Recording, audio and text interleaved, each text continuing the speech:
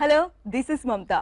ఫస్ట్గా మనకు ఎవరైనా ఇష్టమైన వ్యక్తితో పరిచయం అయినప్పుడో లేకపోతే ఎదుటి వ్యక్తిని మనం ఇష్టపడగానే ఒక కప్ కాఫీకి వెళ్దామా అని చెప్పి అడుగుతూ ఉంటాం. అలాగే మన మూడ్ బాగాలేకపోయినా కూడా అలాగే లేదా ఏదైనా టెన్షన్స్ లేకపోతే సఫకేటెడ్గా ఉన్నా ఒక కప్పు కాఫీ కోసం ట్రై చేస్తూ ఉంటాం. అలాగే మనకున్న ఎంటర్టైన్మెంట్ విషయానికి వస్తే ముందుగా చూస్ చేసుకునేది ఫిలిమ్స్ గురించి. మన దగ్గరలో ఏ థియేటర్స్లో ఏ మూవీస్ ఉన్నాయి, మనం వేటిని చూస్ చేసుకుంటాం అని చెప్పేసి ట్రై చేస్తూ ఉంటాం. సో ఈరోజు కాఫీస్ అండ్ మూవీస్తో మీ ముందుకు వచ్చింది మమత. ఈరోజు మన గెస్ట్ శ్రీకాంత్ గారు మనతో పాటు ఉన్నారు. సో ఆయన లైఫ్ ఏ విధంగా కొనసాగుతుంది, ఎలా వర్క్ డెడికేషన్ అంతా చూపించి ఇలా ఫ్యామిలీ లైఫ్ ని లీడ్ చేస్తున్నారో ఆయన మాటల్లోనే తెలుసుకుందాం రండి. హలో శ్రీకాంత్ గారు, ఎలా ఉన్నారు? సూపర్. సో ముందుగా మీకు ఏ కాఫీ ఫ్లేవర్ అంటే ఎక్కువగా ఇష్టం? Coffee flavour. Coffee flavour means cappuccino or Irish like ఇలా ఉంటాయి కదా. కాఫీ సంథింగ్ అట్లా అంతే. మరి క్యాపుచినో ఉంటుంది ఎక్కువ నురగలాగా ఉంటుంది కాబట్టి నాకు ఇష్టం ఉండదు కదా ఎందుకో. మామూలు కాఫీ రెగ్యులర్. ఓకే, అంటే బెడ్ నుంచి లేవగానే మీకు ఫస్ట్ కాఫీ కప్ తో ఊహాగారా అలా ఎదురొచ్చి కాఫీ ఇచ్చేస్తారా లేకపోతే? డెఫినెట్, అంటే నాకు ఫస్ట్ నుంచి అలవాటు. నాకు కాఫీ బెడ్ కాఫీ అనేది అలవాటు అయిపోయింది నాకు. ఎందుకంటే పొద్దున్న లేకగానే ఫ్రెష్గా పేపర్ చదువుతా, కాఫీ తాగుతా, తర్వాత కూర్చుని హ్యాపీగా కొంచెంసేపు చేసుకొని తర్వాత ఇంకా స్నానాలు చేసుకుని మన షూటింగ్స్కి అట్లా వెళ్తూ ఉన్నాం. ఓకే, బెడ్ కాఫీ అనేది అలవాటు ఉంది. సో డైలీ ఎన్ని టైమ్స్ తీసుకుంటారు కాఫీ మీరు? కాఫీ ఓన్లీ మార్నింగే, మిగతా అంతా గ్రీన్ టీ అలా వెళ్తూ ఉంటాం. ఓకే, అదేనమాట మీ సీక్రెసీ.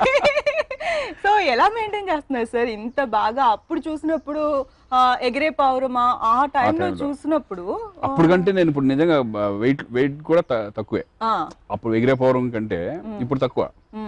అంటే ఏది తేడా వచ్చినా ఫేస్ లో తేడా ఉంటుంది, కొంచెం మెచ్యూరిటీ లెవెల్స్ పెరుగుతాయి. అప్పుడు ఏంటంటే కొంచెం అమాయకత్వం ఎక్కువ ఉంటుంది, ఆ టైప్లో ఉంటుంది కాబట్టి మెచ్యూరిటీ లెవెల్స్ పెరుగుతాయి అంతే. అంతకంటే డిఫరెన్స్ కొంతమందికి ఏంటి ఫేస్ ఇదైపోయి మెయింటైన్ చేయక అట్లా ఉంటుంది.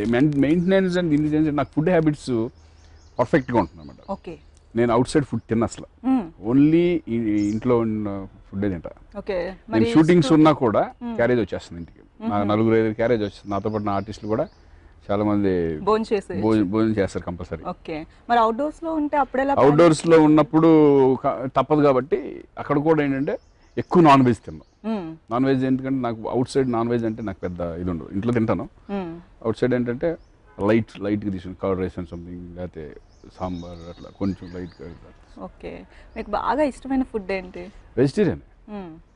వెజిటేరియన్లోనే రకరకాలు ఇంకా అన్ని ఇష్టమే నాకు. అంటే నాన్ వెజ్ మాత్రం ఎక్కువగా? నాన్ వెజ్ నాకు పెద్దగా ఎక్కువ, చికెన్ తింటాను అంతే అప్పుడప్పుడు. ఫిష్ పెద్దగా ఉండదు, అంటే పర్టికులర్ అనేది ఏమి ఉండదు నాకు. ఏ ఫుడ్ అయినా సరే, వెజిటేరియన్ అంటే ఇంట్లో ఏదో పెడతారు తినేస్తాను వెళ్ళిపోతాను అంతే తప్ప ఇది ఎందుకు ఉండలేదు, అది ఎందుకు ఉండలేదు, అది చేయలేదు, అటువంటిది ఏమి ఉండదు. ఏదో అలా తినాలి కదా, తినేసి వెళ్ళిపోతా ఉంటాం. రైట్. అండ్ రీసెంట్ గా రిలీజ్ అయింది టెర్రర్ మూవీ. సో దాని రెస్పాన్స్ ఏ విధంగా ఉంది, ఎలా చూస్తూ ఉన్నారు? నేను ఇంకా హ్యాంగ్ ఓవర్ నుంచి దిగలేదు నేను, టెర్రర్ హ్యాంగ్ ఓవర్ నుంచి. ఎందుకంటే ఇట్స్ వండర్ఫుల్. ఇది వచ్చింది మొత్తం సోషల్ మీడియా నుంచి కానీ, ప్రెస్ పీపుల్ దగ్గర నుంచి కానీ, ఆడియన్స్ దగ్గర నుంచి కానీ, ఫ్రెండ్స్ దగ్గర నుంచి, ఫ్యామిలీ దగ్గర నుంచి చాలా మంచి రెస్పాన్స్. ఈ మధ్యకాలంలో మీ అందరికి తెలిసిందే, ఇంతకుముందు ఫిల్మ్స్ నాకు పెద్ద కొన్ని డిసప్పాయింట్ చేసినాయి బాగా. ఈ టైంలో కరెక్ట్ టైంలో టెర్రర్ రావడం అనేది ఒక చిన్న ఆక్సిజన్ లాగా నేను ఫీల్ అవుతున్నా. దిస్ ఇస్ వండర్ఫుల్ రెస్పాన్స్ అనమాట. థియేటర్ దగ్గర నుంచి కానీ, బయట క్రిటిక్స్ దగ్గర నుంచి కానీ బాగా చేశారు, బాగుంది క్యారెక్టర్. మళ్ళీ ఖడ్గం గుర్తొస్తుంది ఈ సినిమా చూస్తుంటే అది రావడం అనేది రియలీ హ్యాపీ. అంటే శ్రీకాంత్ లైఫ్ ని చూసుకుంటే మనకు దాదాపు ఆల్మోస్ట్ సక్సెస్ ఉంది, ఫెయిల్యూర్ ఉంది, దాన్ని అన్నిటినీ అధిగమించి ఒక విలన్ నుంచి హీరోగా మారి మీరు హీరోగా ప్రూవ్ చేసుకుని ఆ తర్వాత క్యారెక్టర్ లో కూడా ఇమిడిపోయారు. ఇప్పుడు మీ కుమారుడు కూడా ఇప్పుడు హీరోగా వచ్చేస్తూ ఉన్నారు. సో మళ్ళీ అంటే ఇవన్నీ చూసిన మీకు ఏమనిపిస్తుంది? ఎప్పుడైనా డిప్రెషన్ లోకి వెళ్ళిపోయారా? ఏదైనా సిచ్యువేషన్? ఒకప్పుడు వెళ్ళాను కానీ ఇప్పుడు అసలు డిప్రెషన్ అనేది ఉండదు. ఎలాంటి సిచ్యువేషన్ లో వెళ్ళారు అంటే? ఏంటంటే అప్పుడు ఫెయిల్యూర్స్ అలవాటు పడలా. ఒక టైంలో కంటిన్యూస్ సీట్స్ వచ్చినాయి. బిగినింగ్ లో ఆమె దగ్గర నుంచి లెక్కేసుకుంటే తాజ్ మహల్, పెళ్లి సందడి, ఆహ్వానం, ఆమె మన ఎగిరే పౌరమా, కంటిన్యూ సీట్స్ పెద్ద సంస్థలు అన్ని చేసే టైంలో సడన్ గా ఒకసారి 6-7 ఫ్లాప్లు వచ్చినాయి. ఆ టైంలో డిప్రెషన్ ఫీల్ అయ్యాను. ఓహో అక్కడతో అయిపోయింది అనుకోండి మన సక్సెస్లు, ఇంకా మొత్తం ఇంకా ఫెయిల్యూర్సే, ఇంకా అయిపోయాం అనే ఫీలింగ్లో ఆ టైంలో వచ్చింది. కానీ దాని తర్వాత ఫెయిల్యూర్స్ వచ్చిన తర్వాత మళ్ళీ సక్సెస్ వచ్చింది. ఎలా ఓవర్కమ్ అయ్యారు అసలు ఆ టైంలో? అంటే మీకు ఎవరప్పుడు? నా చిరంజీవి గారే. నాకు ఎందుకు అంటే అంత డిప్రెషన్కి వెళ్ళినప్పుడు అప్పుడు రెగ్యులర్ చేసేవాడు, దగ్గర దగ్గర 4-5 నెలలు కనపడలేదు, ఆ ఫోన్కి దొరకలేదు నేను. ఒకరోజు ఒకరితో కౌరవం వేసి అన్నపూర్ణ స్టూడియోలో కూర్చుంటే ఏంటి శ్రీకాంత్ రావట్లేదు కనపట్లేదు అంటే ఎవరో చెప్పారు శ్రీకాంత్ డిప్రెషన్లో ఉన్నాడు, కొంచెం ఫెయిల్యూర్స్ ఎక్కువ అయిపోయినాయి, ఏంటో ఇదిగా ఉన్నాడు అది రమ్మని అని చెప్పి పర్టికులర్గా పిలిపించి కూర్చోబెట్టి చాలాసేపు ఒక 2 hours 3 hours ఇద్దరు డిస్కషన్లో మైండ్లోంచి తీసేశారు ఆయన డిప్రెషన్ అనే పదం.